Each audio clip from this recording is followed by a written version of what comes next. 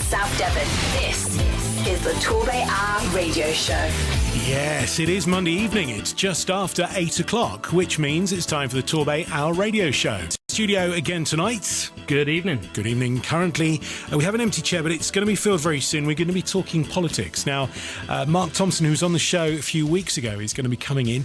Today, of course, is the first day of the general election campaign. Mark is a political analyst and commentator. He runs a very, very successful blog. Even people in 10 Downing Street pay attention to what goes on in his blog. He does a podcast, and right now he's actually on a BBC local radio station and Sky News somewhere, I think. Very nice too. Very posh. He's coming in here as well. Also, of course, we've got all our normal features. We have got the 140-second pitch, which is 140 seconds of airtime for free for you to publicise your business. So if you fancy being one of our 140-second pitches in the future, all you need to do, get in touch, and you never know, we could be talking to you very, very soon. The usual way of getting in touch is, of course, Martin... hashtag TorbayHour or at Torbay_hour. Now, it's been a big week this week, isn't it? Aside from the election build-up, there was the Business Awards on Friday night. Yeah, James and Sophie were there, drinking lots by the looks of it. You were at home looking particularly dejected from your selfie. Drinking my orange squash. So they had champagne on the VIP table. I had orange squash on my sofa holding my wife's nail varnishes. I'm glad you clarified that. Dear, oh dear, what's been going on business-wise in the Bay? Business-wise, a lot of it was in the build-up to the awards, really. So congratulations. There was a lot of people on TorbayHour winning awards, which was fantastic, to see. So I know Flossie and Jim won Best New Business, and I can't remember who else won the ones now. Forgive me. Okay, well, we'll go through them a little bit later on. Yes. Should we get underway in the traditional fashion? Let's do it. The featured accounts with the Works Torbay. Flexible, affordable workspace. A new way of working and doing business. Okay, we get underway with the featured accounts, which is an in-depth look at one of the accounts, what they do, where they are, how to get in touch, and stuff like that. Tonight, we are getting all kind of legal in a way, and so our featured accounts is who are you? Where are you representing tonight? Hello. Yeah, where are you? Oh, hello. We got a spot of bother there.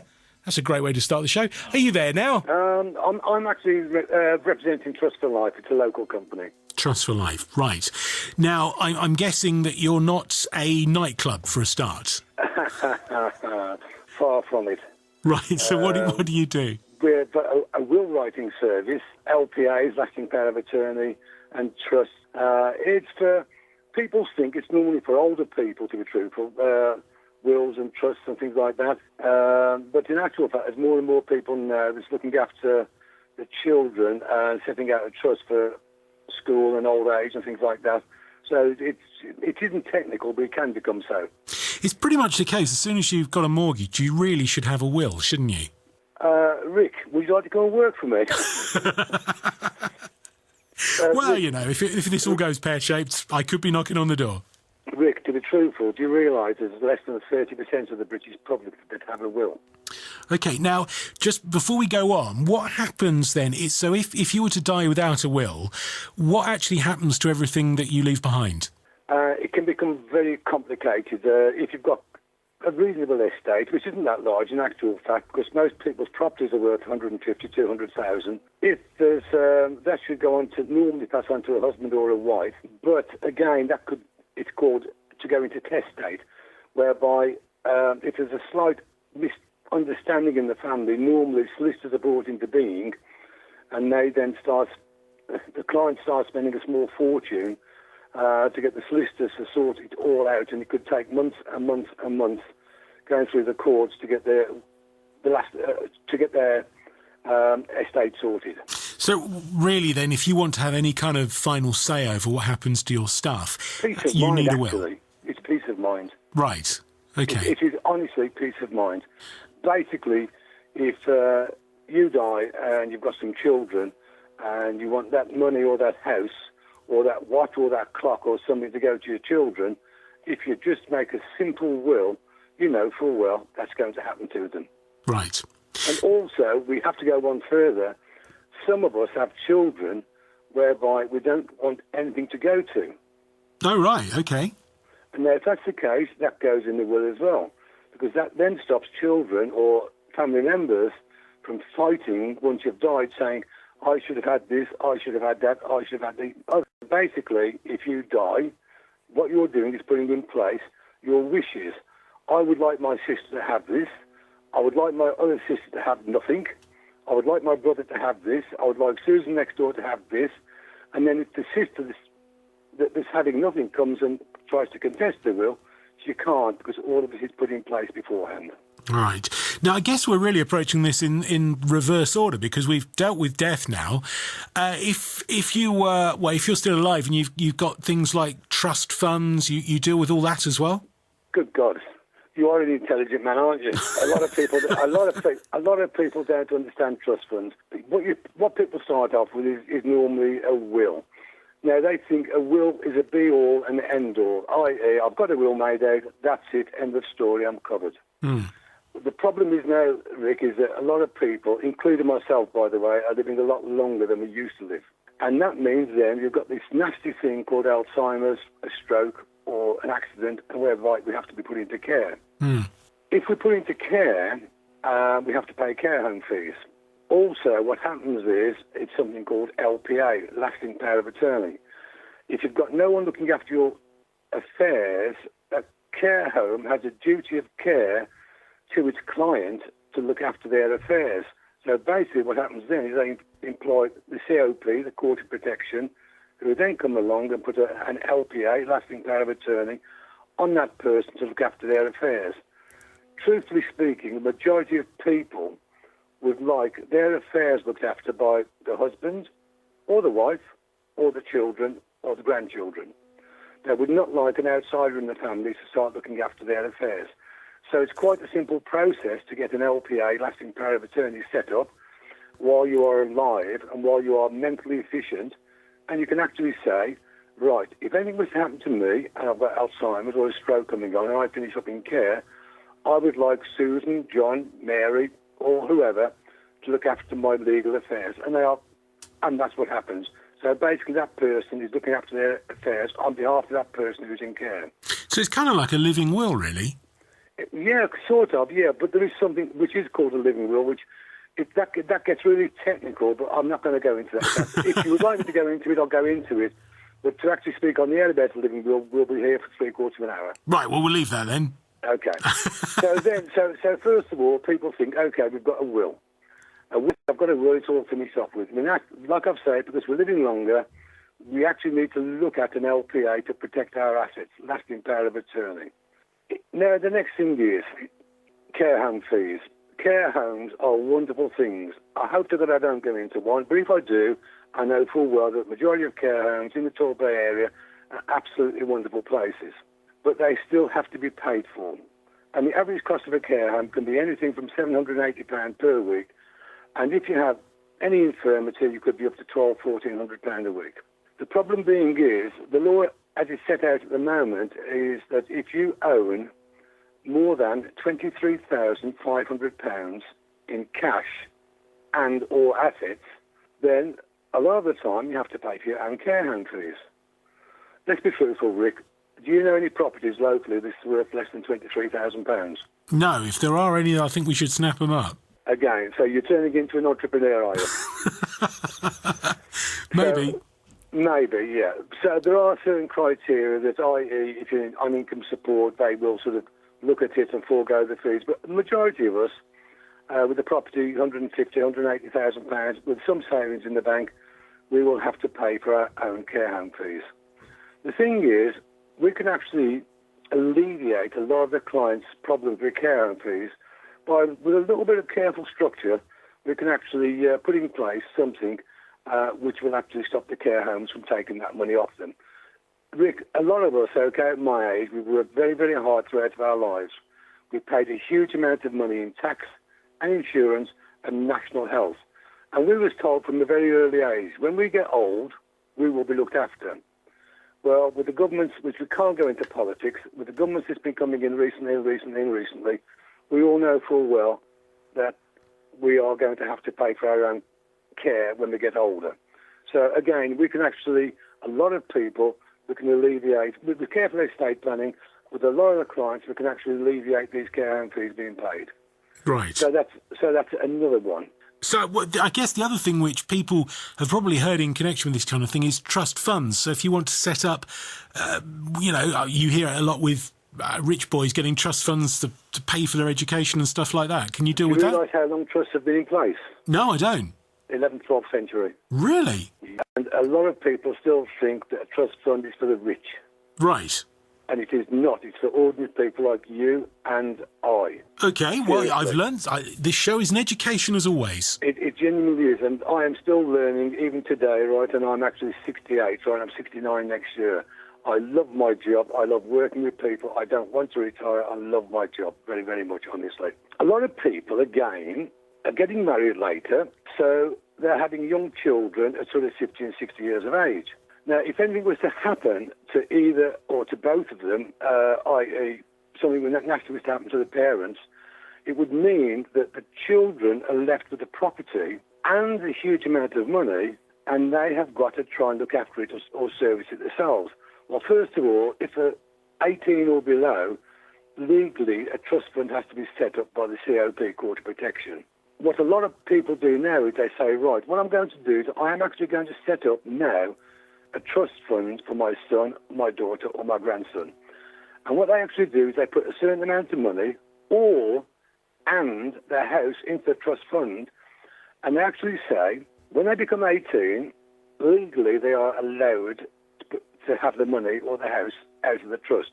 Rick, how many 18-year-olds do you know that you would trust 10,000, 15,000, 20,000 pounds with? I can count them on no fingers, actually, I think. Although I'd probably have trusted myself implicitly, obviously. I don't believe you, Rick. I honestly don't believe you, honestly. No. So what car would you have bought? Oh, I don't know, but it would have been fast, I can assure you. Yeah. So this is what most parents, the same feelings are. They love the children very much, but they do appreciate that at 18 years of age, they haven't got the maturity to look after a large amount of money or to look after their house. So what a lot of people do is they actually put the trust in place until the children become a decent age. What age would you say most children become adults, honestly? 25, maybe 30. Okay.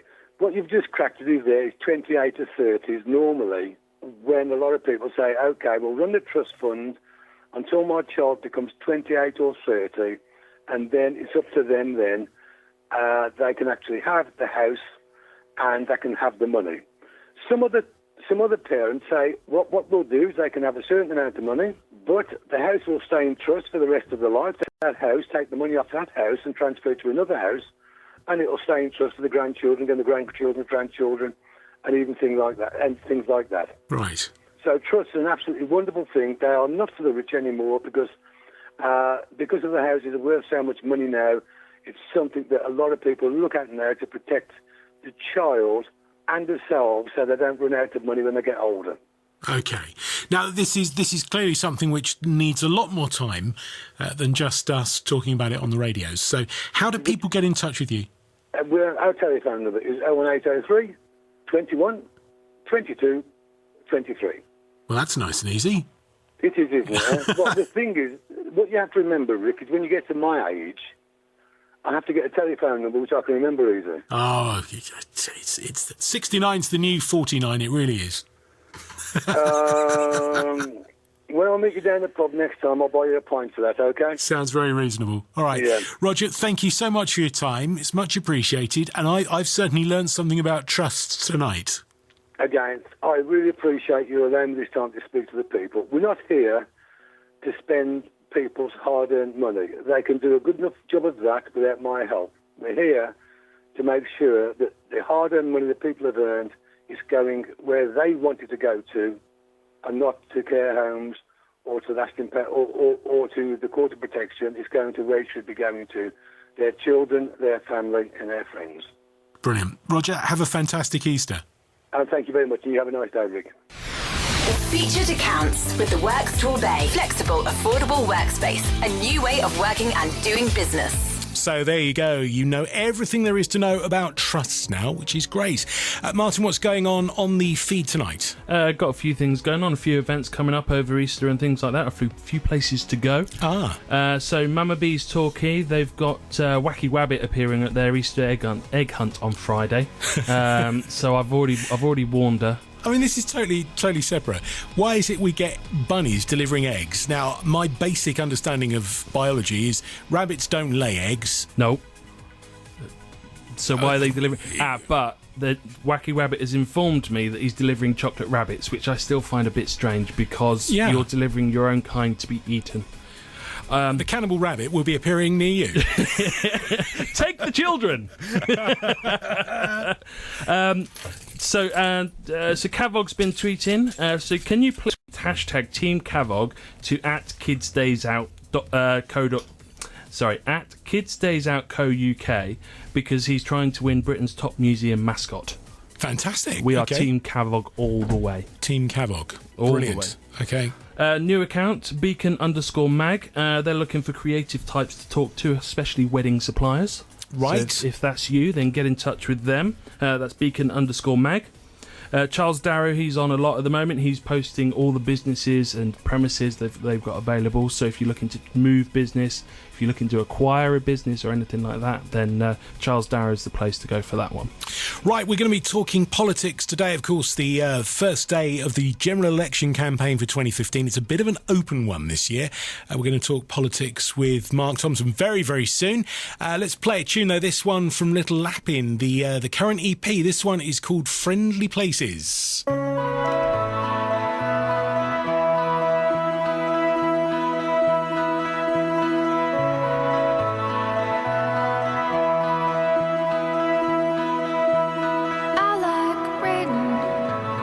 People's faces, you can learn a lot from a smile, learn a lot from a frown. I see plenty of those. You got a heart of gold and a face to go, a face to go. You got a heart of gold and a face to go, a face to go.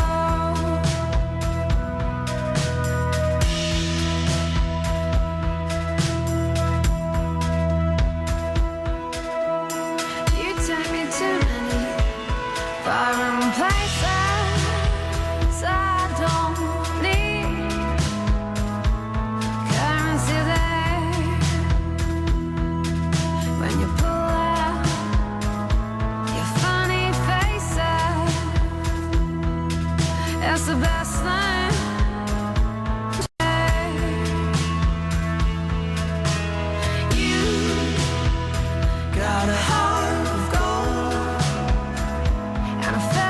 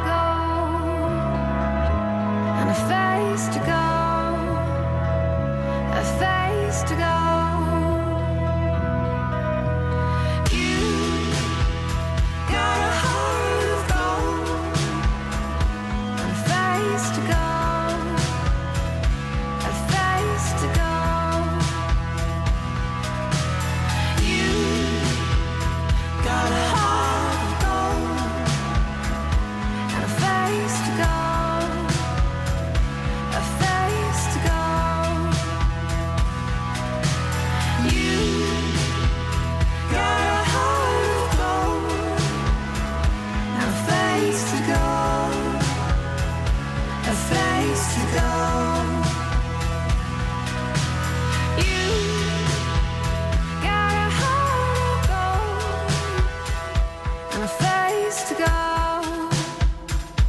a face to go. There you go, a little lap in, that's called Foreign Places. We like that. Just after 8:20, it is the Torbay Hour radio show. We talk and we tweet business. Thanks to the Babacom Inn and their party nights. We do it every Monday night from 8 o'clock. We always bring you a special guest. It might be some advice for your business. It might be all kinds of things. Tonight, we're talking politics. Now, this morning or tonight, or last night, at midnight, Parliament was dissolved and it's the official start of the general election campaign. Joining us in the studio tonight is Mark Thompson. Now, Mark, as I said earlier, is the writer of a very, very successful political blog, also produces a podcast and appears on TV across the world. Talking politics. And tonight you're with us. Thank you for coming in. No problem. Thanks for having me. Now, the start of the campaign, I'm right in saying, isn't it, midnight last night, so all the MPs suddenly just became members of the public again. Yeah, I think it's when the Prime Minister goes to see the Queen, which he did this morning, I think. So right. I think that's the technical one. But basically, and this campaign's been going on for weeks, if not months, really. This is just the formal firing gun, effectively. Okay. Now, this marks the end of the first proper coalition since the mid-70s, doesn't it, with the Lib Lab Pact? Well, yeah, and that wasn't even a formal coalition. That was just kind of a confidence and supply type arrangement. So really, there's not been a coalition since the 1940s. Right. So that's quite how ahistorical the last 5 years have been. It feels normal now, but it very much isn't. When you say it's normal, a lot of people are saying that pretty much is what we're going to get next time round. Is that what you think? Well, we could be in a very interesting position after the next election because if the polls are correct, we could be looking at the Tories getting about 375 seats, Labour getting 275 seats, Labour getting about 275 seats. That's each of them being about 50 short of a majority. And the Lib Dems maybe getting 25 seats, something like that. So even if either of the two main parties went in with the Lib Dems, they'd still be way short of a majority. So that wouldn't be a stable government, and it could, be voted down quite regularly.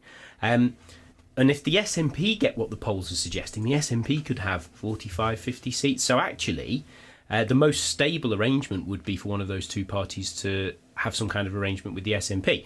Now, the SNP have already said they will not support the Tories, full stop. They will not even give confidence and supply to a budget motion for the Tories. So that means the only game in town under those circumstances would be Labour. But the last thing Labour want is to be propped up by the SNP, because that will absolutely obliterate them in Scotland, and it will also make them look like they've allowed the Scottish nationalists to dictate what's happening in the rest of the country. So we're in a kind of bizarre three-dimensional chess game of politics at the moment where it's very difficult to see how we're going to get any kind of stable government. In fact, bizarrely, if those polls are correct, the only really stable government I could imagine is if the Tories and Labour went in together. Now, that will not happen. I was going to say, the only stable one I can think of. Is that a conceivable option, ever? No, not in our country. It happens in other countries. In other countries, in Germany, for example, grand coalitions where, when the numbers fall in a certain way, the two main parties will get together. I think there are a number of reasons why it won't happen in this country. Firstly, for historical reasons. The two parties hate each other. It's. I mean, as we're sitting here now, it's impossible to imagine a situation where Cameron's the Prime Minister and Ed Miliband's the Deputy Prime Minister. I mean, I can't conceive of it happening. But the other reason why it wouldn't happen is because our electoral system is such that it doesn't take that much of a fall in your vote for you to lose lots and lots and lots of seats. So, if the two main parties are on about 33%, well, if one of them dropped to 28% or 27%, they could find they lose half of their MPs. And if they go into coalition with each other, you could just see an absolute falling away of all, imagine all the diehard lefties in the Labour Party who suddenly are seeing their party prop up the Tories. And imagine all the right-wingers in the Tory party seeing Ed Miliband in government as a result of a coalition. And I can't imagine that it could happen, even though, bizarrely, it could be the only stable way of having government. I think if it was 5 years ago, I think there'd be a higher chance of it happening. I still don't think it would have happened, but there would have been a higher chance because things were in such a critical state 5 years ago. We're not in such a critical state now, so maybe some kind of confidence and supply type situation with the Lib Dems and some of the other minor parties, and maybe if it's not 275 but it's 285 or 295 for one of the other two parties, they could just about scrape over the line.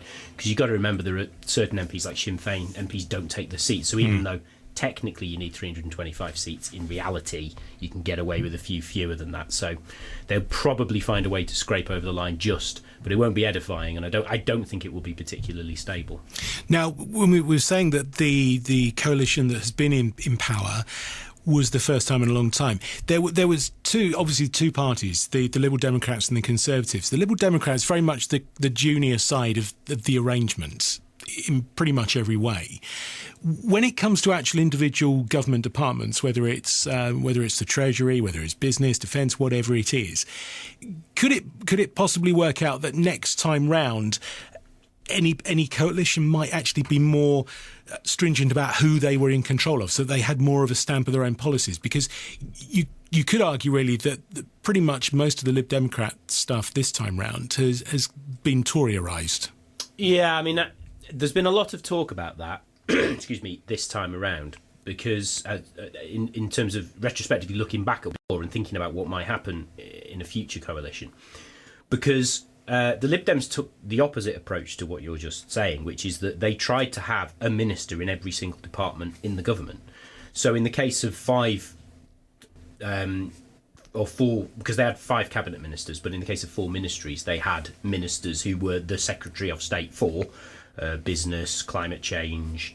Off the top of my head, I can't remember the other 2, but they had secretaries of state level ministers in different departments. But because they wanted to range over the entire government, and Nick Clegg was very keen to own the entire programme of government. I mean, he keeps saying this now, even though there has been a kind of differentiation strategy over the last couple of years, he still ultimately wants to own everything the government has done. Whereas if the Lib Dems could have had something like, let's say, they could have the climate change portfolio and they would have every single minister in that department, that could actually put them in a more powerful position to be able to say, well, look, we've done this on climate change. I don't know if you remember a couple of years ago, there were those vans that were sent around with posters on the side, which they're now euphemistically described as the go-home vans. Oh, yeah. I can't remember the exact wording, but it was something, it was basically trying to say that if you're here illegally, then you shouldn't be here. Now, some people might argue that's fair enough, but it was an incendiary thing to do. And the thing that stuck in my mind most about that is that at the time, the Lib Dems did have a minister in the Home Office. Jeremy Brown was the Minister of State at the time, so that's one below the Home Secretary. He knew nothing about that. He found out about it, he found out about it when the press started reporting it. He hadn't signed off on it, no one had asked him.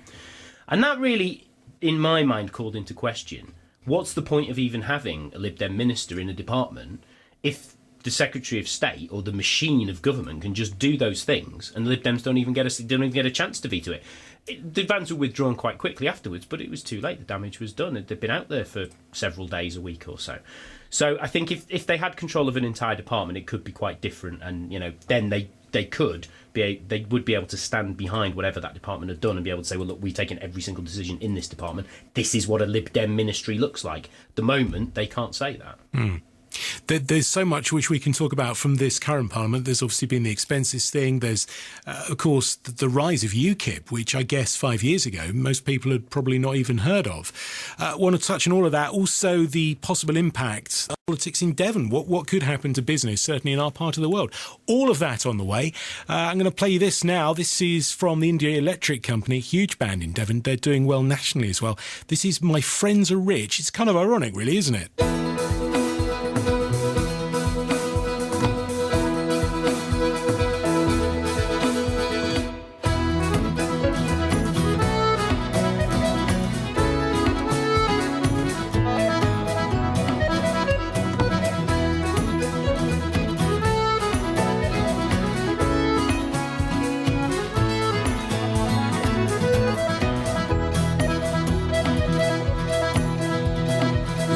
France are fond and free, and Flemish lips are willing, soft the maids of Italy, and Spanish eyes are thrilling.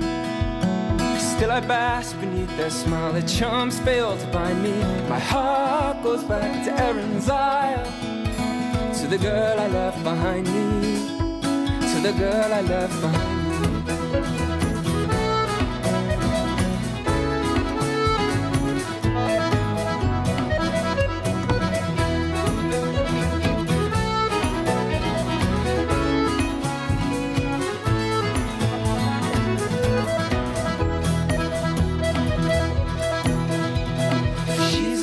Shining sight and purer than its water, but she refused to be my bride. Oh, many years I sought her, yet since to France I sailed away. And letters off remind me.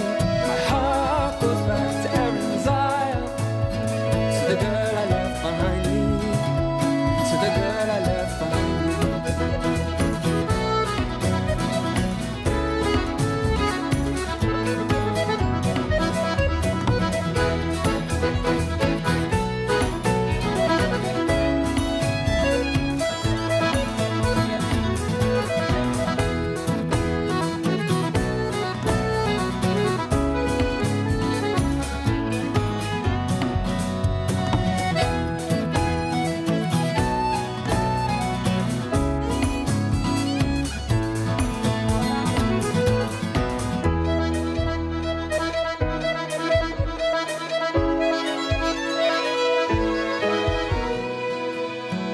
Says my own dear love, come home. My friends are rich and many, or else abroad with you I'll roam, a soldier stout as any. If you'll not come home, nor let me go, I'll think you have resigned me. Heart my broke answered no, to the girl I left behind me, to the girl I left behind me. For never shall my true love brave a life of war and toiling, and never as a skulking slave tread my native soil on. Were it free or to be free, the battle's close and find me. My heart goes out to Erin's Isle, to the girl I left behind me, to the girl I left behind me.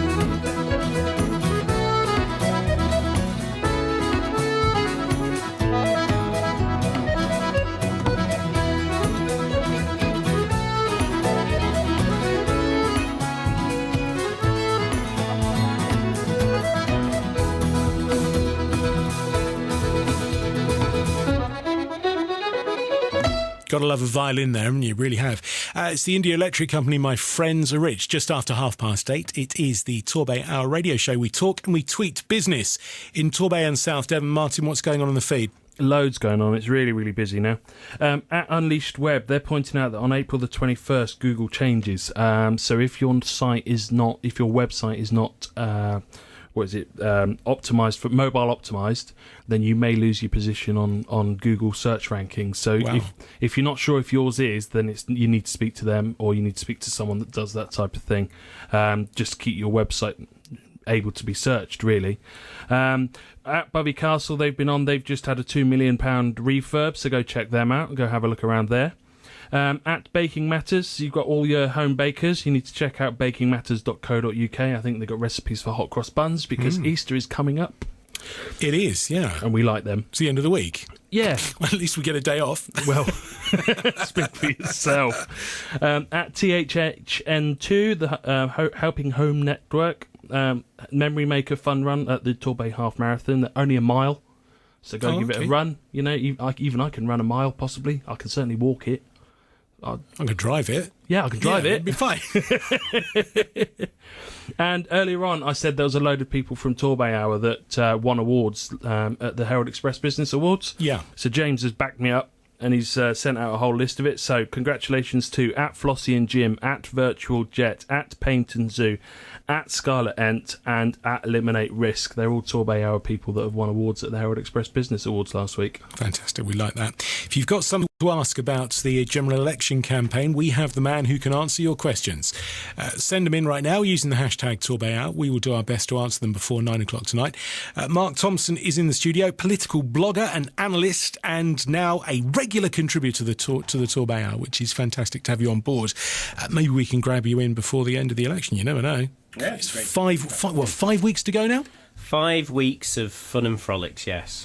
Now, I mean, I think we've said before, either with you or with just amongst ourselves, that the system in this country is kind of weird, because we're moving far more, even though we're not a presidential-based system, people kind of lose sight of the fact that they're voting for their local MP, aren't they? They always think, we're voting for David Cameron or Nick Clegg or whoever it is, but actually they're voting for their local MP. Yeah, and I mean, that it's almost a kind of contradictory situation that we're in with that, because the leaders do push themselves forward. It probably didn't start with Margaret Thatcher, but she's probably the one that sticks most in the mind as to, the kind of the cult of personality of politics that, has kind of been pushed forward in recent decades. Well, there was kind of more personalities right across both sides of the house, wasn't there? Because exactly. Otherwise, Spitting Image would never have gained any traction. Yeah, and that's why they've tried to reboot Spitting Image several times in the last 10 years, and they've never managed to. And I think it is because of precisely what you've just said. I mean, you think about all those, even Norman more Tebbit, junior ministers, Norman Tebbit. David He was Steele, kind of, Norman Tebbit was like dressed up like a kind of, biker, isn't he? S&M, character. Got people chained up in his basement, and then even people like Kenneth Baker. He was like a slug, if I remember correctly.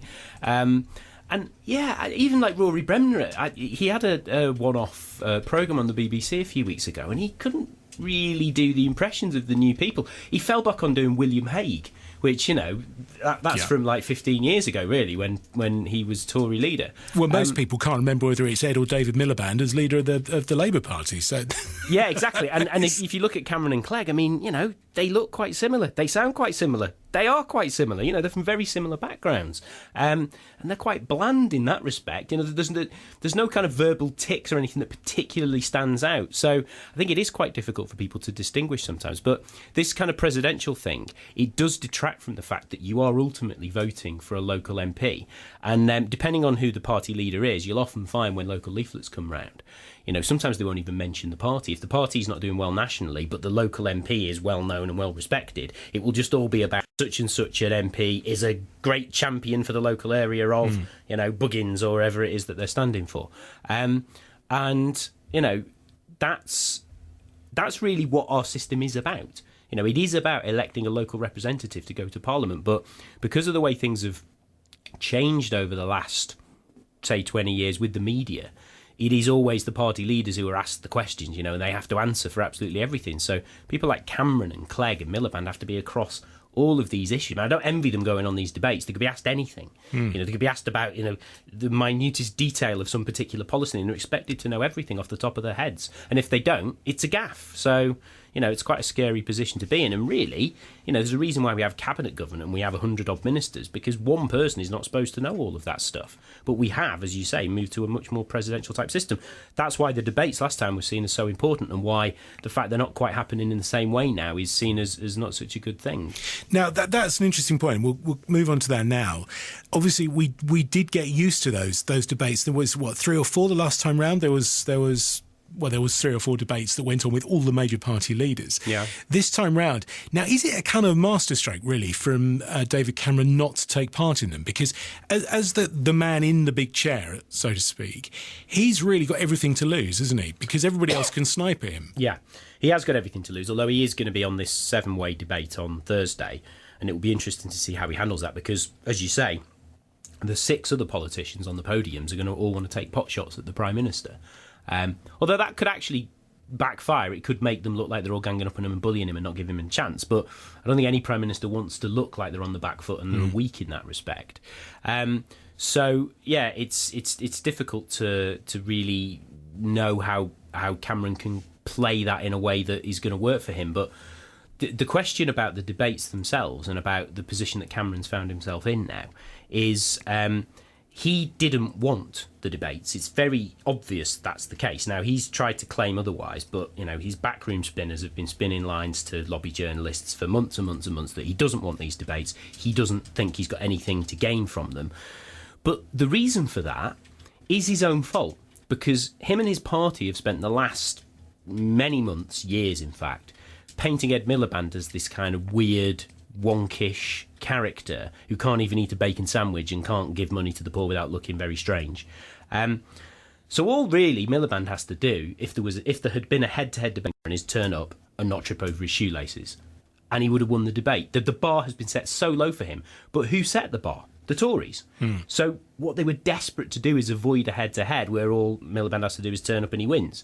Now, the head-to-head, although it wasn't a head-to-head debate they had the other day, it was they both appeared on the same programme, but after each other. But still, you could see that Miliband actually, I mean, I personally think he did, I think he actually won that television programme in terms of how well he responded, and he was able to turn perceived weaknesses into strengths when he was asked about, you're not seen as a very strong leader, and he was able to talk about, well, how he prevented the war in Syria, which is true. Now, I personally think he did it for kind of, not particularly honourable reasons, but he still did prevent a war, and he claimed he stood up to the leader of the free world, to Obama, who wanted to go into Syria.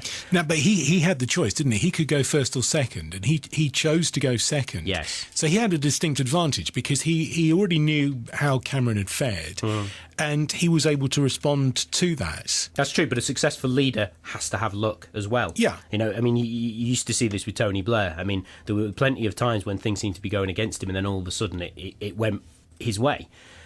That's an occasion where it just so happened that it was literally a coin toss and Miliband won. If Cameron had won, he'd have chosen to have gone second, I'm sure. It was the better slot to have in that respect, because you're second, you've got a chance to refer to what the other person has said, etc.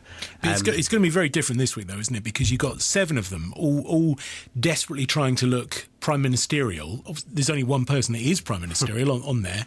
All of them probably going to be more concerned. Last time around, the surprise player was Nick Clegg, wasn't it? Because he had got it mastered. Looking into the camera, he knew how to remember people's names. He knew how to engage people really well. His media training was way ahead of everybody else. Yeah. Until the second and third debates, when the other two then did exactly what Clegg had done in the first one. But it was so obvious that they were doing that. This time, I think are they all going to be a little bit nervous about UKIP coming up on the inside, because he's the man of the people. You want to go and have a beer with Mr. Farage, don't you? I personally wouldn't like to. I don't particularly like him, but I get that. I know that lots of people do feel like he's a geezer that you would go for a beer with.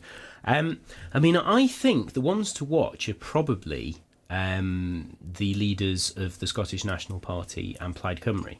In the case of the Plaid Cymru leader, Leanne Wood, her name is, most people have probably never heard of her. She has been on BBC Question Time a few times now, so she has got a national profile, but most people won't know who she is. She is a very, very good media performer, and she's the sort of person who just says what she thinks, a little bit like Farage. I mean, there was a famous incident a few years ago where she was asked something about the Queen and she referred to her as Mrs. Windsor, because Leanne Wood is a Republican and she refused to refer to her as Her Majesty. She just referred to her as Mrs. Windsor, and that caused a bit of a stink.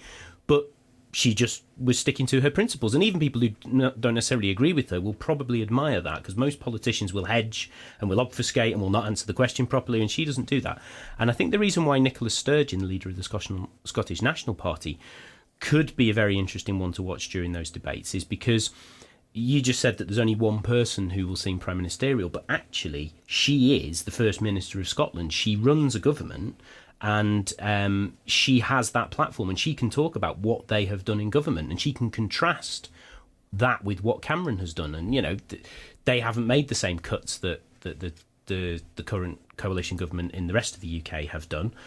She will be able to do that, and she'll be able to paint a very, very different picture, and she will have that gravitas that comes with holding office. She's the only other person on that panel other than David Cameron who will be able to do that.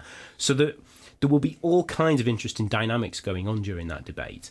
I have to admit, at first, when I heard there were going to be 7 leaders, I was thinking, I'm not even sure I'm going to bother watching that, because I just thought it was going to be an absolutely chaotic. It's going to be like Eurovision. Situation. You'd be sitting there going, I'm not going to watch it, I'm not going to watch it. And then I'll get 5 minutes. in. 5 minutes then. We're just 5 minutes. Yeah, although now Terry Wogan doesn't do the... they should get Terry Wogan on to do the commentary of the 7 leaders, and he can throw in little sarcastic comments all the way through. I think they missed a trick if they don't do that. The thing, I mean, with those debates is the number of body language analysts, the language analysts, all the speech writing analysts, all the number of people that kind of then break it apart into its component parts. Yeah. It's just craziness. It really is. Yeah, I mean, I for the last debate last time, I was on a panel, BBC Radio 5 Live, and that spin room that they have, where all the the backroom people are there, and they're kind of trying to spin it for their guys, and honestly, it was like, it's like the kind of thing you see behind the scenes on like the West Wing or something. I think they all love how important it makes them all feel, but really, I think that's the thing about these. They can see for themselves, and they don't need a spin doctor to tell them how they thought the leaders came across. They'll decide for themselves, and I think that's the thing that terrifies the leaders the most, and that's why it took until 2010 before we even had them in this country. Now let's bring it back to Devon. What's going to be the impact, certainly on this area politically, but also this area from a business point of view? Well, I mean, I don't think that many seats in Devon are likely to change hands. It's possible that even none of the seats in Devon change hands. The seat where I live, which is North Devon, so that's where Nick Harvey is the MP, that is probably the closest, the one that's most likely to go. His challenger is a Conservative, Heaton Jones, I think his name is. And he apparently was a TV presenter. I don't think I've ever seen anything that he's presented, but he's got a profile. And there was a poll done recently that showed that there was about a 1%. There was one percentage point in it between them. Now, I still think in the end, because of the whole kind of cockroach thing that the Lib Dems have, as Tim Farron once referred to them as, that even if there's a nuclear war, they'd still be there. I think even though there's a big national swing against them, people like Nick Harvey, who've been there for a long time and have bedded in, I think will actually manage to survive. So politically, there might not be that much change in this area. In terms of what happens for business, we've got a situation where obviously we've got a coalition government, and there have been, Vince Cable is the business secretary. So you would imagine that what the Lib Dems have done in government have at least had half an eye, probably more than half an eye, on the southwest, because it's one of the biggest, in fact it probably is the area where they get the most of the support from. So you would imagine that they think that they're going to reap the rewards for that. The problem is that the challenges that they have in this area are generally the Conservatives in most cases. So they've also been in power. So you've got this situation where you've got ministers from one governing party, or MPs of one governing party, fighting challenges of the other governing party. So again, because we've got a coalition, there's very strange dynamics going on there. The key things which obviously fit this neck of the woods: transportation links, economic growth and sort of jobs growth as well.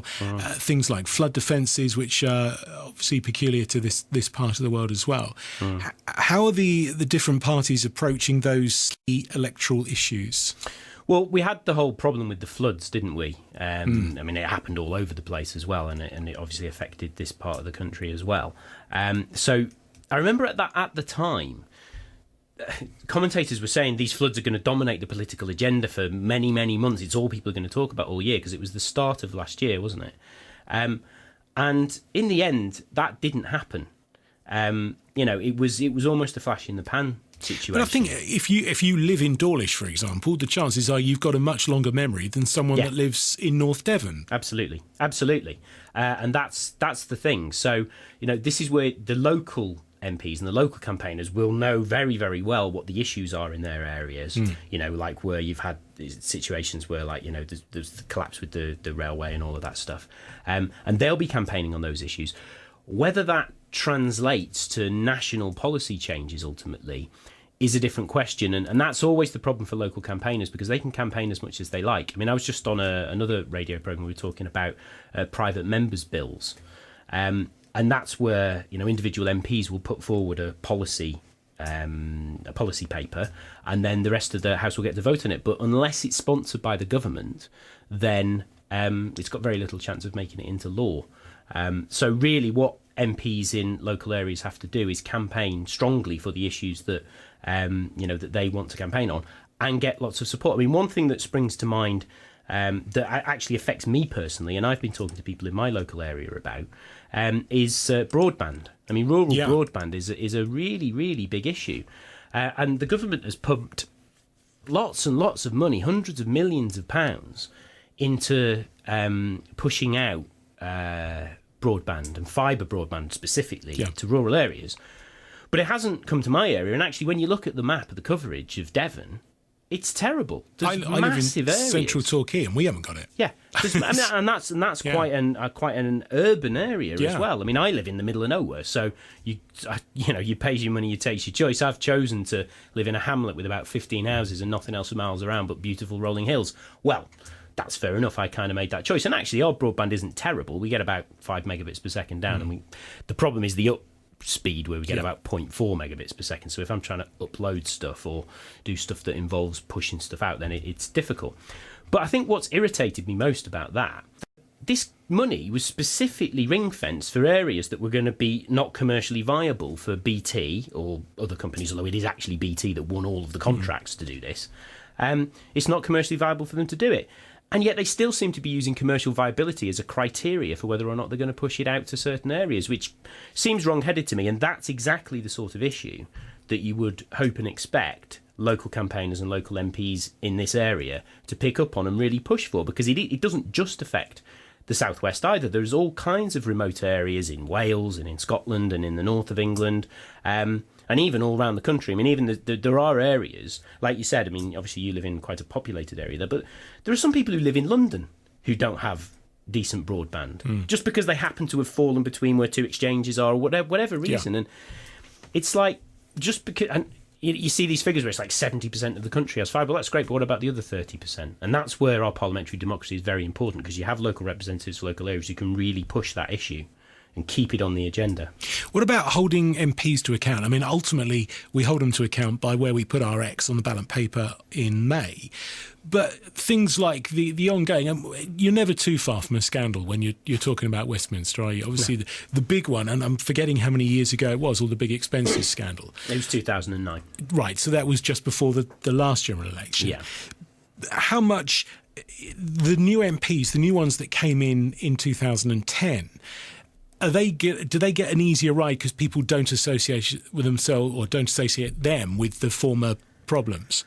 A bit. And also, the MPs that have come in the 2010 intake, they saw from outside Parliament what happened with the expenses scandal, and they were probably as horrified as everyone else. So they're not going to make the same mistakes that... And they've got no skeletons. Some of them have. Well, I don't think from the 2010 intake. Right. We had the recent situation with Jack Straw and Malcolm Rifkin, but they're old school. I mean, they've both been in Parliament since the 1970s. So, and that's the thing with the 2010 intake. There's no skeletons, at least not yet. We'll come back in 20 years' time and we'll probably find that. Yeah. Well, I better be careful what I say, but you know what I'm saying. I mean, once MPs have been in for a long time, there's just the longevity and the chance that something might be uncovered. But you're right. I mean, there's always another scandal coming down the track, and it always amazes me how MPs. It's this kind of group think, and that's what happened with the expenses scandal of 2009. What had actually happened is they didn't feel they were paid enough, but they also didn't feel like they could award themselves decent pay rises because they knew it would look terrible. So instead of doing that, they accepted what they perceived to be not good enough pay rises so that their pay was kept down, and then they just claimed for what they wanted to get. Yeah, there's legion stories of new members coming in the 80s and 90s, and they were told, this is how you do it. And Tories, Labour, they were all in on it. They all MPs. It's a big club, and they would all just talk to each other, and they would teach the new people how to play work the system. Yeah. And this groupthink emerged where they just thought that was absolutely fine. And it wasn't until the Telegraph got hold of all of these claims, and then just like one nuclear bomb after another, just day by day, just releasing stuff about various MPs. Most of them were the most famous MPs as well, and the ones that have been there the longest. And I just don't think they saw it coming. We've got something similar happening with lobbying. I mean, this is what happened with Jack Straw and Malcolm Rifkind, in that they saw nothing wrong with talking to lobbyists and making it clear that, for £5,000 a day or whatever it was they were going to be paid, they could influence government policy effectively. I mean, that's what they were saying. And, this lobbying, again, it's like they don't seem to understand. They are elected to represent their constituents. They are not elected to be paid thousands of pounds for some lobbyist to be able to influence government policy. That's not what they've been elected for, and they just don't seem to get it. But I think a lot of people don't realise how accountable their MPs are to their constituents. They all have surgeries. If you've got a problem, you can go along. Well, most of them have surgeries. The ones in marginal constituencies have surgeries, and a proportion of the ones in safe seats do as well. But if you're in a safe seat, you don't have to have a surgery. And I know I used to live in a constituency in Berkshire, and the MP there never had a surgery the whole time I lived there. Anyway, maybe he did years before, but he'd been in since 1983. And it was just well known he didn't have surgeries. He would respond to correspondence, and I think there were other ways in which he engaged with the constituency, but he never had surgery. But then if people were worked up about that, then they didn't have to vote for him next time. But he was in a safe seat. He had a massive majority. He had a majority of like 17,000 or something. Yes, if people were annoyed enough with him, and actually, as it happened, his name was Andrew Mackay, and he was one of the MPs who was exposed in the expenses scandal. And I remember I was a member of the Lib Dems at the time in that constituency, who was second placed, and I remember thinking, we might have a chance here if he doesn't stand down. But of course he did. And then, he was a candidate who was a clean skin, as it were. And then he's now got a massive majority, and he's a really nice guy as well. So, that's just the way it goes. But yeah. Yeah. So we're running out of time, and I can't believe how quickly this hour's gone. I really can't. But in the following 5 weeks, what are you expecting the big campaigning issues to be nationally? Well, Labour are pushing the NHS. I mean, every Labour spokesperson you hear on the media between now and the 7th of May will be banging on and on and on about the NHS. The reason is because it's the strongest issue, and it's the one that they feel that, the people don't trust the Tories on the most. The Tories will be banging on and on about their long-term economic plan. But also, I think, a line that the Tories are going to push. In fact, I got this leaflet through my door today. Wow. So it's got what the Tories are going to be banging on about. And the one that leapt out to me is this one here: cut income tax for 30 million people and ensure everyone pays their fair share. So this is where they're going to raise the tax threshold to 12,500 for low earners, and the 40 pence threshold is going to be raised to 50,000. Now, David Cameron did mention that in his conference speech recently, but it's one thing to say an aspiration in a conference speech, it's another one to actually put it on an election leaflet. So they're going to have to do that now, and that's unfunded, which is interesting because, if Labour have an unfunded commitment, then all of a sudden it's, profligate and, being irresponsible with the country's finances. But for some reason the Tories get away with it because they seem to be trusted more on the economy. So that's the sort of stuff that they're going to keep banging on about, the economy and Labour NHS.